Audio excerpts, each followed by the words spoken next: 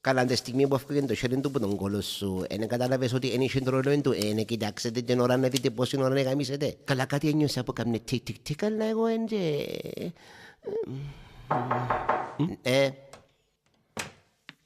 Ναι, ελάτε μέσα, εν τούτοι μαλακισμένοι που θα είπαμε με το ρολόι στον κόλο. Αντώνης. Χαίρετε. Κυρία Φτέρπη. Γεια σας. Χαίρετε. Φέρτε άλλο κανέναν άλλο μέσα. Γεια σου, ωραίο κόλλο. Ευχαριστώ. Λοιπόν, κοίταξε, ο κόλος της Δαμία πριν και καλά-καλά έχει 3 ημέρες να σχέσει. Κοίταξε, είναι 3 ημέρες, και μπορεί να με εντάξει, ξέρεις. Όχι, 3 ημέρες, έχει 3 ημέρες που το κάτι στην το φιστικερίο να το βάλει μέσα, το τρίψει καλά. Πού του πόδιλά του. Έβαλα τις. Πριν και ο κόλος της τόσο και κλάσε μου τα χτυκιόν και ξέρα θα της πας τα νεφρά.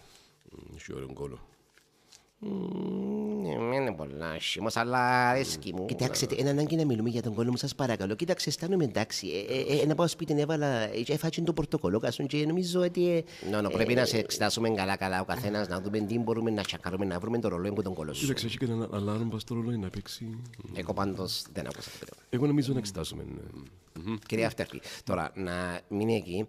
Τώρα θα βάλω το δαχτύλι μου μέσα το έναν, να κοιτάξω σιγά-σιγά. Εδώ...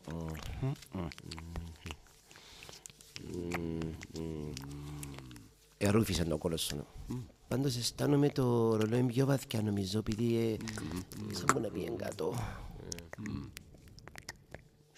Να σε μεγάλος ο κόλλος της, του τη βάζει τη λάχανο και βγάλει την κουνουπή, ξέρεις. Αντώνη, έλα, τσακάρε. Το λοιπόν, να σε εξετάσει ο Αντώνης είναι ένα από τους καλύτερους κολορούφις που έχουμε εδώ στο νοσοκομείο. Μη φοβάσαι. Λοιπόν, πες μου, εγώ να τα γράφω εδώ κάτω.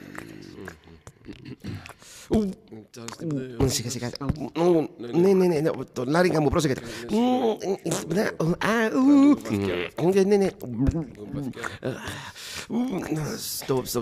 Στο πανί μου. Ναι, πρόσεχε. Στο!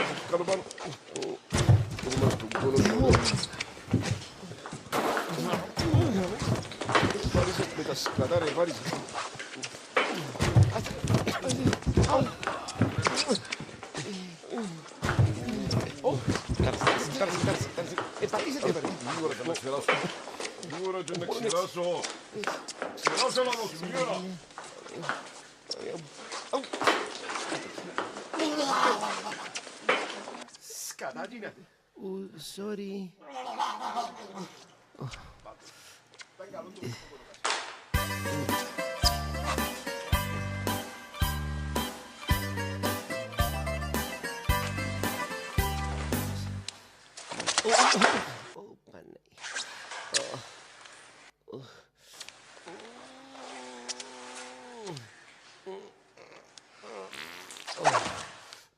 Γιατρέ, hello, sorry, hello,